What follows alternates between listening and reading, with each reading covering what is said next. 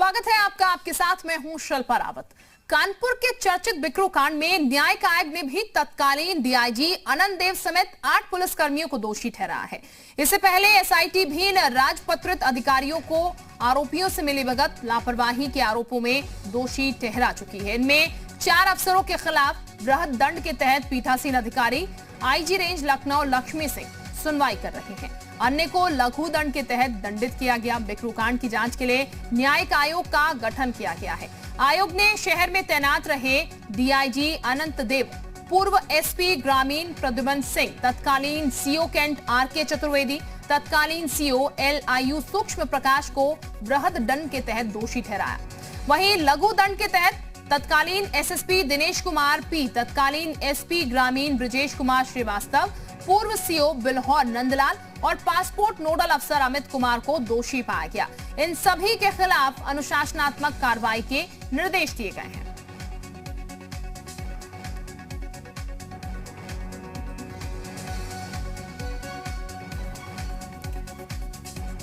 और अब आपको ग्राफिक्स के जरिए हम बताते हैं कौन कौन से गुनहगार थे बिकरू कांड में, जो कि अब आरोपी साबित हो चुके हैं, जिन पे आरोप सिद्ध हो चुके हैं। तो बिकरू कांड में डीआईजी अनंत देव समेत 8 पुलिसकर्मी हैं जो कि इस पूरे कांड में दोषी पाए गए हैं। ग्राफिक्स के जरिए हम आपको बता रहे हैं, ये वो नाम। न्यायिक आयोग ने जांच के बाद सभी को दोषी पाया था। इस पूरे मामले की जब जांच चली तो उन्हें दोषी पाया गया था न्यायिक आयोग की तरफ से। अब हम आगे बढ़ते हैं और ये बता दें आपको, इस बिकरू कांड को लेकर ही अब आगे की कार्रवाई जब पड़ी है तो दोषी इन लोगों को पाया गया है। यहां पर इस पूरे मामले को लेकर पहले एसआईटी ने भी इन अधिकारियों को दोषी ठहराया था। यानी कि जब एसआईटी ने इस पूरे मामले की जांच की थी तब एसआईटी ने भी इन्हें गुनहगार पाया था। 8 में से 4 अफसरों के खिलाफ आईजी रेंज लखनऊ सुनवाई कर रही है इस पूरे मामले में। तो 8 में से 4 अफसर हैं जिनके खिलाफ आईजी रेंज लखनऊ सुनवाई कर रही है पूरे मामले में। तो अनंत देव, डीआईजी प्रद्युमन सिंह, पूर्व एसपी ग्रामीण जो कि दोषी पाए गए हैं, ये वो पहला नाम जो कि हम आपको बता रहे हैं। आयोग ने इनको दोषी करार दिया। आरके चतुर्वेदी तत्कालीन सीओ कैंट है, इन पर भी आरोप है, ये भी इसमें शामिल थे, गुनहगार हैं। सूक्ष्म प्रकाश तत्कालीन सीओ एलआईयू, ये एक वो नाम और जो कि दोषी पाए गए हैं। तो ये लगातार हम आपको बता रहे हैं कौन कौन से वो नाम हैं जो कि दोषी पाए गए हैं, जिन पर दोष जो है सिद्ध हो चुके हैं। दिनेश कुमार पी, तत्कालीन एसएसपी ब्रजेश कुमार श्रीवास्तव, तत्कालीन एसपी ग्रामीण, ये वो लोग हैं जो कि इसमें शामिल थे, जो कि आरोपी पाए गए हैं, जिन पर दोष जो है वो सिद्ध हो गया है। क्योंकि इस पूरे मामले की जांच चल रही थी, लेकिन अब एसआईटी ने भी जांच की तो इन्हें दोषी पाया गया था और अब इन्हें दोषी करार दिया गया है। नंदलाल पूर्व सीओ बिल्हौर के, अमित कुमार पासपोर्ट नोडल अफसर हैं, ये भी हैं जिन पर दोष सिद्ध हो चुका है। यानी कि ये सभी इसमें संलिप्त थे। इस पूरे कांड में इनकी भी भूमिका कहीं ना कहीं रही है और इसलिए अब ये तमाम लोग जो हैं वो दोषी पाए गए हैं। तो फिलहाल इस पूरे मामले में अब आगे की कार्रवाई होगी, लेकिन ग्राफिक्स के जरिए हम वो नाम आपको बता रहे हैं। 2 जुलाई 2020 को आधी रात 12:45 पर गोलियां गरजी थी और हमने आपको दिखाया था किस तरीके से पूरा ये बड़ा कांड हुआ था। बिकरू कांड की हर एक तस्वीर हमने आपको दिखाई थी। अब ग्राफिक्स के जरिए हम आपको ये बता रहे हैं कि किस तरीके से कब ये पूरा बिकरू कांड सामने आया था, कैसे गोलियों की यहां पर तड़तड़ाहट जो है वो सुनाई देने लगी थी। बिकरू कांड में दबिश देने गई पुलिस पर गोलियां बरसाई गई थी। तो ये पूरी कहानी जो रही उसी के मुताबिक यहां पर लगातार इस पूरे मामले की जांच चली। विकास दुबे और उसके गुर्गों ने मौत का तांडव मचाया था और तब एक जानकारी हमने आप तक पहुंचाई थी। डीएसपी और एसओ समेत 8 पुलिसकर्मियों की हत्या कर दी गई थी। एक पुलिसकर्मी को दर्जनों गोलियां मारी गई थी। यहां पर वो तस्वीरें भी आई थी और ये हम आपको बता दें, इसी में तभी से ये बात शुरू हो चुकी थी कि क्या इसमें पुलिसकर्मियों की भूमिका भी है, क्या बड़े अधिकारी भी हैं जो कि इसमें शामिल हो सकते हैं। इसीलिए जांच शुरू हुई और अब दोषी करार दिए गए पुलिसकर्मी जो कि इसमें संलिप्त थे। लेकिन ग्राफिक्स के जरिए हम आपको पूरी कहानी जो है वो बता रहे हैं कि किस किस तरीके से कब कब क्या क्या वाकया हुआ और इस पूरे मामले में जांच किस तरीके से आगे बढ़ी। तो डीआईजी के साथ 8 पुलिसकर्मी, डीआईजी समेत, ये अब दोषी पाए गए हैं। हमारे साथ इस वक्त हमारे दो सहयोगी जुड़ चुके हैं। श्याम हमारे साथ जुड़े हुए हैं, विशाल हमारे साथ इस वक्त जुड़ चुके हैं। विशाल, इस पूरे मामले की बात की जाए तो इस पूरे मामले को जब दिखाया गया, ये जो पूरा मामला हुआ था बिकरू कांड का, वो तस्वीरें देख के हर कोई सिहर गया था, किस तरीके से गोलियां चलाई गई थी। और इस पूरे मामले को लेकर शुरू से ही ये शक जाहिर किया जा रहा था कि कहीं मिलीभगत है पुलिस कर्मियों की। अब इस पूरे मामले में दोष जो है वो भी सिद्ध हो चुके हैं। आगे की जो कार्रवाई होगी वो किस तरीके से की जा रही है? देखिए, एक चीज़ बिल्कुल साफ है कि अब न्यायिक आयोग की जो रिपोर्ट थी उसके आधार पर ये तमाम जो 13 राजपत्रित अधिकारी हैं इनके खिलाफ जो है कार्रवाई करने की की गई है। मतलब साफ है कि इन अधिकारियों ने अपनी ड्यूटी सही से नहीं की। विकास दुबे के वर्चस्व के दबाव में इन लोग ने सीधे तौर पर संरक्षण दिया और यही वजह थी कि विकास दुबे इतनी बड़ी घटना को अंजाम दे देता है बिकरू में।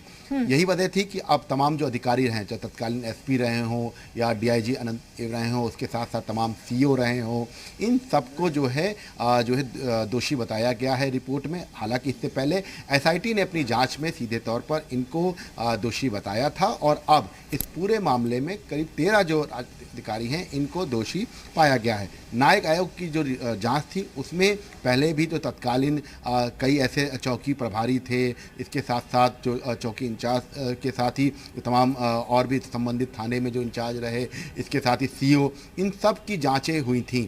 ये पाया गया था कि कई ऐसे पुलिसकर्मी थे जिनके संरक्षण की वजह से ही विकास दुबे अपने पूरे गोरखधंधे को अंजाम देता था, अपना काला साम्राज्य खड़ा किया था। और यहाँ तक कि कई ऐसे मामले सामने आए थे जिसमें ये भी निकल के सामने आया कि जो असलहों के लाइसेंस थे उनको लेकर भी जो पारदर्शिता रखनी चाहिए थी वो नहीं रखी गई पुलिस वेरिफिकेशन में। इसके बाद तत्कालीन जो राजस्व के अधिकारी वहाँ पर थे, इसके साथ ही तमाम जो डीएम कार्यालय में अधिकारी थे, उन सब की जांच की भूमिका लगातार न्यायिक आयोग कर रहा था। इसी कड़ी में अब ये बताया जा रहा है कि 13 जो राजपत्रित अधिकारी हैं इनको दोषी माना है न्यायिक आयोग ने और इनकी कार्रवाई की जो है वो की है। इसके साथ साथ चूंकि इससे पहले विधानसभा का जब सत्र चल रहा था तो पटल पे भी रिपोर्ट जो है बताया गया था कि ये बिकरू कांड में ये अभी तक कार्रवाई की गई है और अभी इस पूरे मामले में क्या कुछ आगे होना है। उस जो रिपोर्ट का जिक्र किया था उसमें भी इन अधिकारियों का जिक्र किया गया था कि जो संबंधित अधिकारी थे पुलिस के, उन्होंने अपनी ड्यूटी सही से नहीं निभाई। जो संबंधित थाने थे वहाँ पर मिली भगत चलती थी विकास दुबे की। तो यही वजह थी कि अब इतनी बड़ी घटना को अंजाम देने के बाद जब विकास दुबे मामले की जब जांच शुरू हुई तो सबसे पहले एसआईटी ने इस पूरे मामले की जांच की, उसमें भी सेम तथ्य पाए गए। उसके बाद न्यायिक आयोग ने जो जाँच की है उसमें भी यही तथ्य पाए गए हैं, जिसके बाद अब इन 13 पुलिसकर्मियों के खिलाफ जो है कार्रवाई की जाएगी और शासन लेवल पर कार्रवाई की जाएगी और इनकी मुश्किलें बढ़ना बिल्कुल तय है। बिल्कुल, जाहिर तौर पर मुश्किलें बढ़ेंगी, इतना बड़ा कृत्य लोगों की तरफ से किया गया। श्याम भी हमारे साथ लगातार बने हुए हैं। श्याम, वो तस्वीरें जैसा कि हम जिक्र कर रहे थे बेहद डराने वाली थी और भूमिका जो है वो लगातार उसको लेकर सवाल खड़े हो रहे थे कि क्या पुलिसकर्मी भी इसमें संलिप्त है। लेकिन अब चूंकि गुनहगार यहाँ पर मिल चुके हैं, साबित हो चुके हैं, अब ये कहा जाए जो विपक्ष भी लगातार एक बात बार बार उठा रहा था विधानसभा में, जैसा कि जिक्र भी हुआ, उस पर भी अब ये कहा जा सकता है जवाब मिलता हुआ भी नजर आएगा, क्योंकि ये जो जांच चल रही थी उसको लेकर बार बार सवाल भी खड़े हो रहे थे। अब चूंकि दोषी करार हो चुके हैं, ये तमाम जो नाम सामने आ रहे थे उन पर दोष सिद्ध हो चुके हैं। बिल्कुल, जिस तरीके से ये कांड सामने आया उसने पूरे यूपी ही नहीं पूरे देश को हिला करके रख दिया था कि एक ऐसी घटना जिसमें 8 पुलिसकर्मियों को मौत के घाट उतार दिया गया हो, जिसमें एक थाना अध्यक्ष और एक सीओ भी शामिल थे।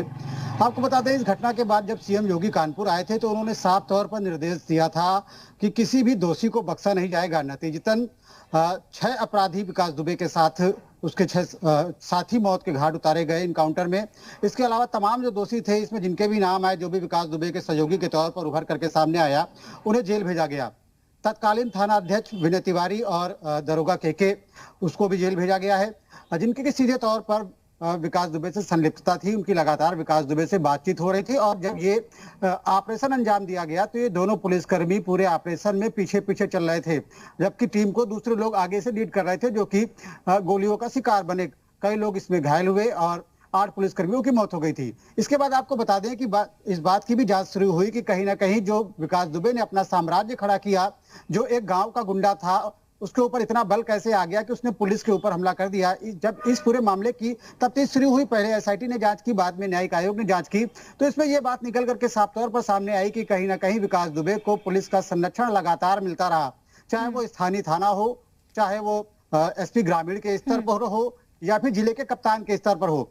लगातार लापरवाहियां की गई। यही वजह है कि विकास दुबे इतना बड़ा दुर्दांत अपराधी बन गया। आपको बता दें कि जब अनंत देव तिवारी कानपुर में पोस्ट हुए थे, तब इसके बाद कानपुर में एक ऐसा दौर चला कि लगातार अपराधियों के एनकाउंटर किए जा रहे थे, उनके पैरों में गोली मार करके उन्हें घायल किया जा रहा था। लेकिन विकास दुबे जैसा अपराधी जिसके ऊपर 60 से अधिक मुकदमे दर्ज थे, उसको उस हिस्ट्री सीटर अपराधी को टॉप 10 अपराधी की लिस्ट में भी शामिल नहीं किया गया।